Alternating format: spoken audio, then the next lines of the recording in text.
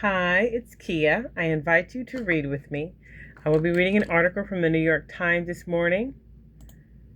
ICE agent released from Texas jail after Minnesota loses court fight.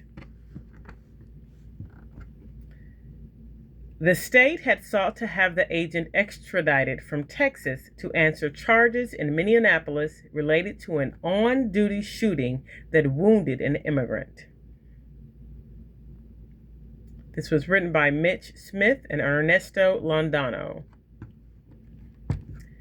An immigration officer facing state charges in connection with a shooting in Minneapolis was released from jail on Thursday after Republican officials in Texas prevailed in an extradition battle with their Democratic counterparts in Minnesota. It is unclear whether the agent will ultimately answer those charges in court. The officer, Castro, of Immigration and Customs Enforcement, had been jailed for the last 3 months in Cameron County, Texas, while Minnesota officials sought to have him sent north to face assault charges related to a shooting in January that wounded a Venezuelan immigrant. Sheriff Manuel Trevino of Cameron County said Mr. Castro was released just before 7 a.m. local time. The case has tested the limits of state powers in an era of deep political mistrust.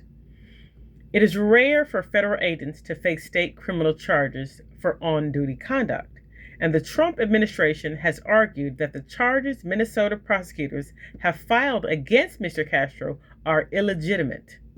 It is also exceedingly rare for one governor not to act on a request from another to extradite a criminal defendant, as Governor Greg Abbott of Texas has done. Because Mr. Castro did not agree to leave Texas, where he lives, Minnesota officials needed Mr. Abbott to approve a request to extradite him. But Mr. Abbott, a Republican, has so far declined to act on the request from Governor Tim Walz of Minnesota, a Democrat. Because Texas law limits detention in extradition cases to 90 days. Mr. Castro had to be freed on Thursday. Minnesota officials have said that they were worried that Mr. Castro would flee to Mexico if he was released, and they filed a lawsuit asking a federal judge to force the Texas governor to act. But Mr. Abbott's lawyers said he needed more time to determine whether Mr. Castro was eligible for extradition. The judge said the judge sided with Texas on Wednesday, finding that there was no proof that Mr. Abbott was acting in bad faith.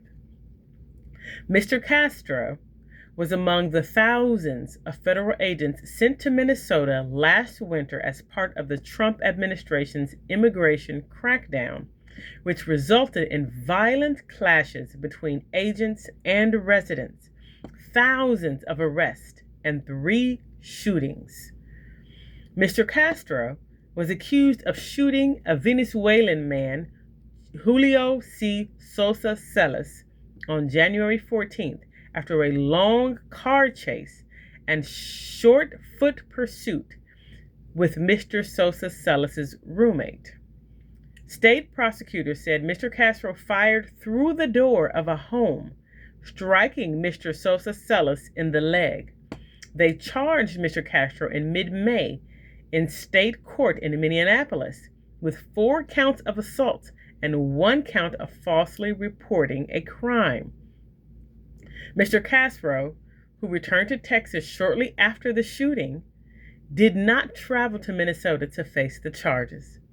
He was arrested in Texas in late May on a warrant from Minnesota. Mr. Castro has not publicly addressed the charges against him, and he did not respond to requests for comment through a jail messaging system in recent months. In the immediate aftermath of the shooting, federal officials backed Mr. Castro and accused Mr. Sosa Celis and his roommate, who is also from Venezuela, of engaging in a sustained attack with a broom and a shovel. Days after the shooting, Mr. Sosa Celis and his roommate were charged in federal court with assaulting a law enforcement officer, but federal prosecutors dismissed that case in February after investigators determined, based on a video of the encounter, that agents had likely lied about the events that led to the shooting. Federal officials have said they were investigating the agents involved in the shooting, though no federal charges have been announced. Thank you for reading with me.